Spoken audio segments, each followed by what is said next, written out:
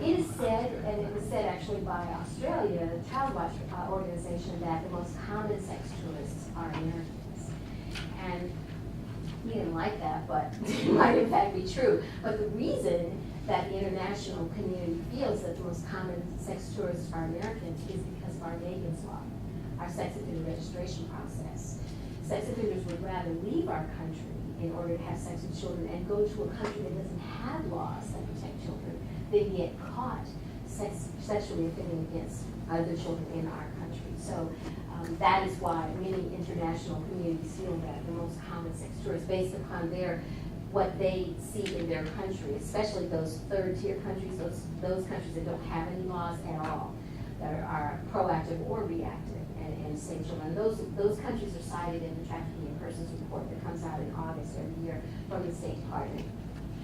So these children are usually victimized through commercial sexual exploitation. Let me end up by saying that CSEC, I've already explained it to you, many of these children are sold internationally or nationally, and the offenses include, this is the federal definition, recruitment, harboring, obtaining, provision, or transporting of a child to perform a sexual act. It used to be called child prostitution. We don't use that term anymore because it's too pejorative to the victim. And what we recognize is that children who are sold in this manner are victims of human rights violations. The other thing about our law in our country is that if a child is being commercially sexually exploited, force, fraud, and coercion is not necessary. So therefore, a person can groom a child under the guise of romance and say, you are my girlfriend and I really love you, and I just am so happy that you're here with me. You're 13, which is the average age in the United States when children are brought into CSEC, 13 years of age. So here you have a kid who is 13 years of age. She has this older boyfriend who may or may not, she may have met him on the internet. She may have, in fact, sometimes they have met on the internet, or they may have met them, between school and home from their middle school experience. And this older boyfriend loves her so much and just says, and showers her with gifts, and nobody can know because he's told her that people wouldn't approve. So it's really important for this just to be our secret. And eventually she gets convinced by this older boyfriend to run away from home, and then becomes a victim of CSEC. So I've been testifying quite a bit in the last maybe 3 or 4 years now in these kinds of cases, these domestic minor sex trafficking cases. And I will tell you that the vulnerability of these children is really significant. You have an overrepresentation of children who've been in foster care placement or who've been in multiple foster care homes who've begun to run away. And I know that in most of our youth serving organizations, the screening that we do is for the adults. We don't screen the children. The children who are brought based upon the organization that chooses to bring those children. And it's not that we're concerned about children who have juvenile detention type behaviors. It's that we just need to recognize the heterogeneity of the youth that come to youth serving organization and opportunities. In some respects, having a youth who may have had a history of this type of victimization in a youth serving organization is a very good thing, because it fosters for them a normalcy they may not have experienced through their foster care journey. And so that's a very, very good thing. We also, though, have to recognize that when you have victims who are brought into youth serving organizations, their needs are often going to be greater than they would be if these are kids who come from a background that hasn't been associated with any type of victimization. So it's a take-home message. The DMST victims are those only who are from one country and only are trafficked to another in the same country. And the term trafficked doesn't mean moving them across state lines. Traffic means sold. These kids are often recruited by other victims who can and do infiltrate schools. That's one of the common places in which girls are usually recruited, from schools by other girls who are sent there by the employers. They also infiltrate youth serving organizations to recruit girls. So that's just another phenomenon that you need to think about. And remember that age, the most common age, 13, is the most common age that we see girls who are brought into DMST. They can be also recruited by gangs and online networks through Facebook and Twitter and other types of online behaviors. So the challenges for DMST is in part normalized by entertainment, media, fashion, music videos. This is a phenomenon that and so I'm going to give you a break in a minute. Before we take a break, I'm going to show you a classic music video that normalizes and glamorizes what we now know to be sex trafficking. Girls are often depicted as compliant followers in music videos. I mean, how many of you have looked? Everybody looks at music videos. In this room, probably many of your children look at music videos a lot. Is that true? Right?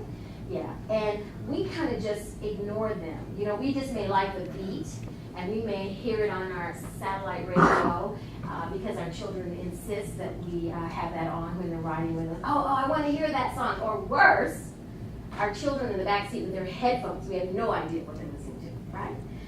And if they have an iPhone, they have their headphones and they're watching what they're listening to. I often say that music used to be heard, but now music is seen.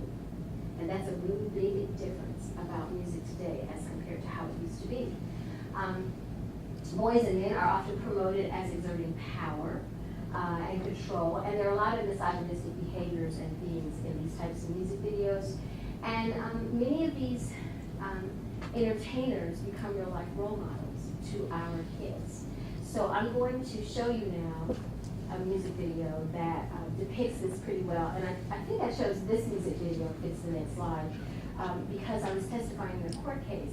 When I interview victims of DMST, I usually end my interview by asking them, do they think that kids in their school just have no idea of how difficult it is when they're brought into sex trafficking?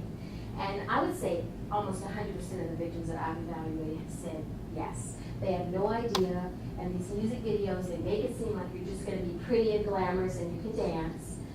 They don't know what terrible thing's going to happen to you if someone starts to sell you on the streets. Or the more common behavior today is that kids are not sold on the streets so much. They're sold in online classifieds. It used to be Craigslist. Now it's Backpage. But they're sold online. So there's this buffer between us recognizing that this problem exists in our neighborhoods because kids are being sold actually online and we don't even know about it. So here's a typical music video. Okay, so just before we take our break, first of all, what was he saying? Does anybody know what he was saying? Could you tell what he was saying? He was saying, I want you to be my little freak. And the name of this music video is Little Freak, L-I''L, freak. But, so I should ask you, what did you see? I guess since you couldn't understand what you were hearing, what did you see? Or did you just close your eyes and say, I don't want to know? He was having one girl go and recruit that girl. That's exactly right. And have sex with them. That's exactly right. And more importantly, he was having one girl recruit this girl into an establishment. What was going on in that establishment? Pole dancing. Did you notice there was pole dancing, there was gambling, there was alcohol use? Did you see the imagery of recording equipment, video recording equipment? All of those components are exactly what happens very often to victims of domestic violence and sex trafficking. But it's depicted in that way as glamorous, isn't it? You know, you get a chance to look really pretty, you can throw your hair, you can, just let it all hang out. There are people playing the violin, it's going to be just really a great night. Oh my gosh, it's going to be fabulous. But in fact, it's music videos like that, of which there are thousands out there like this, that kids see every single day on a regular basis, that in their mind makes them believe that when this guy says, hey, I want you to just work with me. This is one of the more common things that offenders will say.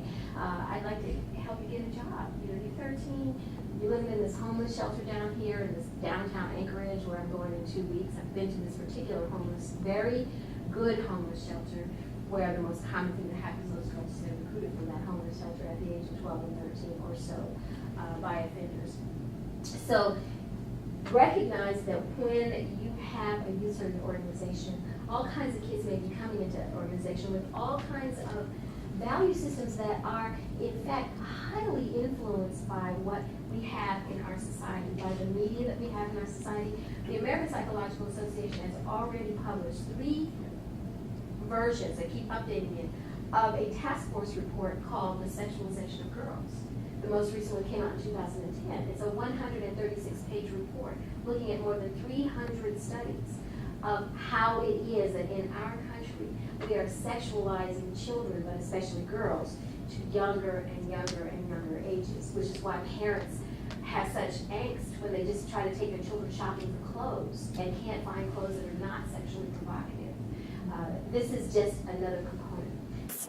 Sure. Let me ask if there are any questions or comments after you've had a chance to exhale about the things that we've talked about so far. Any reflections or thought processes? Mm-hmm. I thought we were talking about it. The gentleman you showed on that video Usher. is in the Hall of Fame of a very reputable nonprofit youth-serving organization. Oh, yes, yes. Usher, in fact, was sort of seen as the kind of entertainer who would attack social issues up front. He has a great music video called How Come, and it's about domestic violence and the impact upon children. It's a great video, and I like it a lot. And that was sort of his claim to fame. And there is a documentary called Beyond Beats and Rhymes, which was a documentary interviewing rappers and other singers and asking the question, why do you make videos that depict women in a negative fashion, that promote violence, et cetera, and pretty much across the board, and they talked to pretty much every very high-level rapper and entertainer, and what they said was, when we try to write music of other genres, it's usually the people who endorse us or who produce our music do not want to hear that kind of music. That's not the kind of music that they want to promote. They want to promote the on the edge, that kind of stuff. And that's one of the challenges we have as a society. It is. But that's a very, very good point. Very good point. Other comments? Thought processes? I was really happy that someone asked me about Village Voice Backpage and online classifieds, because you and I may not know that much about these kinds of things, but kids, do you think kids know more about these kinds of things than we do? Yes, they do. And that gets us to this whole issue of self-exploitation, that last form of let me just ask a question before I even go there. What are the typical rules of the camp with respect to access to technology for kids who are staying for the week? Are they allowed to have cell phones? Yeah, they're allowed to have cell phones. We try, whenever we're in larger group settings or at the baseball field, we try to deter it as much as we can, just as a respect. Right. Of putting away. But yes, they're allowed to bring cell phones. So because the kids are allowed to have cell phones at these kinds of gatherings, that's a good opportunity to provide education to kids. In those evenings when you have group discussion, that's a good opportunity to provide education about. And the term that the CDC has given for trying to have those kinds of dialogues with kids is called Choose Respect. They have an online website, in fact, called Choose Respect. And it is interactive and it gives, it's really cute. It has Q&A, true or false. If your friend does this to you, is that respectful or not? It's really, I like it a whole lot, and it's been there now for about 3 years. But that might be a very good opportunity. When you talk about sportsmanship and when you talk about character development, these are the kinds of things that we actually need to be talking about, because this is much more real world than did you shake hands when you won the game. That's important too, but choosing respect really is a component of character development and character quotient that youth-serving organizations have an opportunity to provide that kids may not be receiving in any other venue. So that's really a positive way of looking at that. The other piece of it is that, schools do not allow kids to have cell phones in the classroom, typically. If they bring a cell phone to school, they have to leave it in their locker, or they have to turn it in at the front office or whatever, because the phones are for emergencies, and everybody understands that. But that's really the only reason they should be using their phone, for emergencies. If they're coming to a camp, for the purpose of learning sports and interacting with others, the cell phone will only be a deterrent. It will be a distraction from what they're having to do. And I really encourage you to read an article that was published in Newsweek magazine in July called I Crazy. I with the capital letter C for crazy. I Crazy. Very compelling article. I've been talking about web addiction, internet addiction I've been talking about it for about maybe 6 years. The American Psychiatric Association has been struggling with it because the new Diagnostic and Statistical Manual of Mental Health Disorders, the DSM-5, is getting ready to come out in 2013. The DSM-4, they usually are out for about 5 or 7 years, sometimes 10 years. And these are the most recent mental health diagnoses, and they're important to the medical community because it's what we can bill for or what we can say. It was in the 80s. It was in the 80s that the DSM removed homophilia not homophobia, but homosexuality from the DSM-4 diagnoses. It used to be a DSM. It was considered a mental health diagnosis back in the 80s, but it was removed from the 80s to recognize that that's a gender identity issue. That's a sexual orientation issue. It's not a mental health problem. It's just to give you how important the DSM is. Many other countries are recognizing internet addiction as a really major public health problem. In fact, there are at least 4 other countries, Korea was one of the first, Japan, China, have already put this as a major public health problem, internet addiction.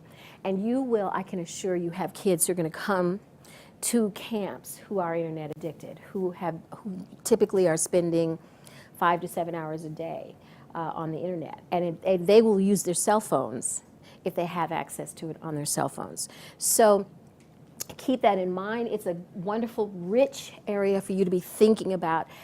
What should we do in this particular area? How do we screen for this? What is really compelling are the types of research that's being done now, mostly on adults and on adolescents, about brain and mental health problems that are associated with internet addiction. One of the issues, Stanford, MIT, Harvard, many other international universities continue to research this. And what we are finding is that if a youth is internet addicted, they develop anxiety when they cannot be on the internet. And the most common internet behavior is video gaming. That's the most common adolescent behavior. They develop anxiety. It would cause, for sure, a youth to refuse to come to a camp.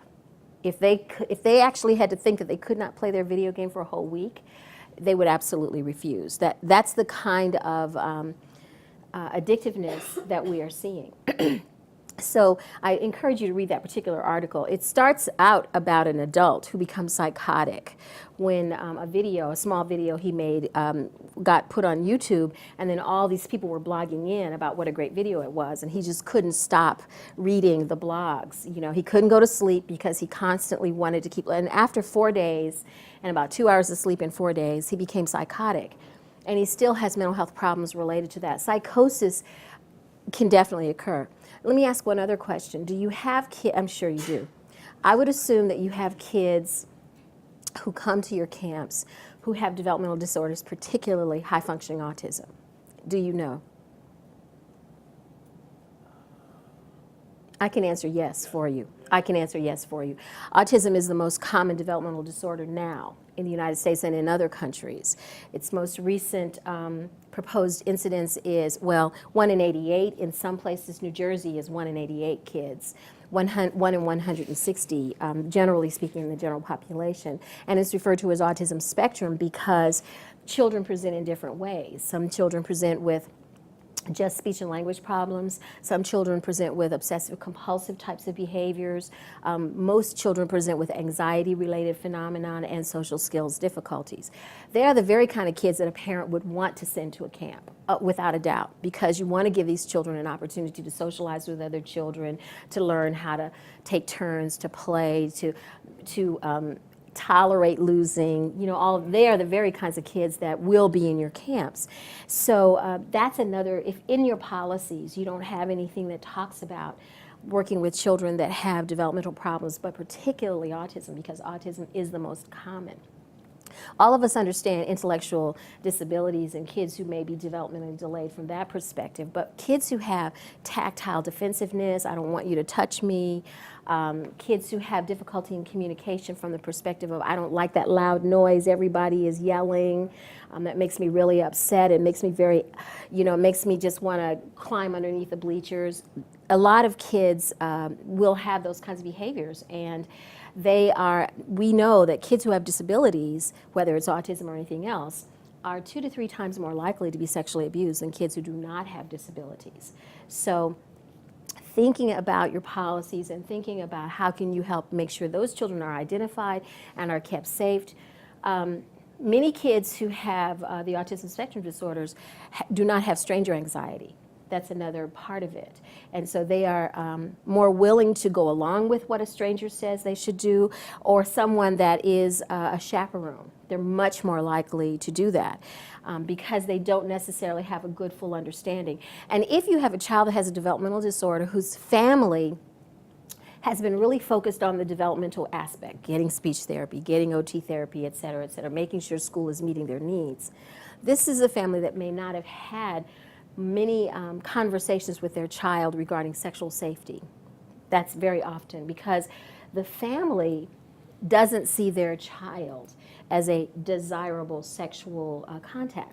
They don't see their child as that cute little girl in a little dress and everybody wants, I feel like I need to be careful about my daughter. They may see their son who doesn't talk very well, or who repeats what you say a lot because they have echolalia.